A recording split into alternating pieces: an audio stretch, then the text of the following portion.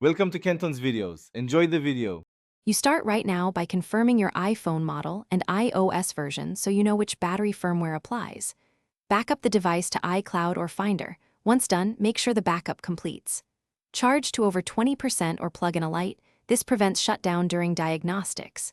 Gather tools, a pentalobe screwdriver and a spudger. These first steps avoid data loss and allow safe disassembly. Do not proceed until backup and charge are verified. Once done with prep, check settings battery health and read the unverified message. Note any serial mismatch. Power the iPhone fully off. Remove the display gently, work slowly to avoid tearing flex cables, and disconnect the battery connector. Document connector positions with clear photos. This helps if connectors look similar.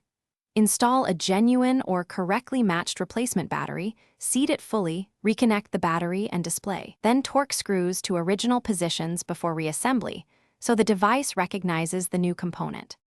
After reassembly, boot the iPhone and check battery health. A correct install and calibration should show verified status.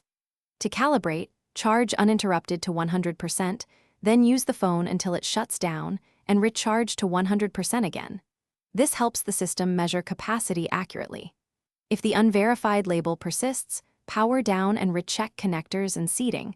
Once connectors are confirmed, consider reflash options if you have tools, or take it to Apple-authorized service. This single troubleshooting step resolves most recognition. Thanks for watching. Consider subscribing if we helped you.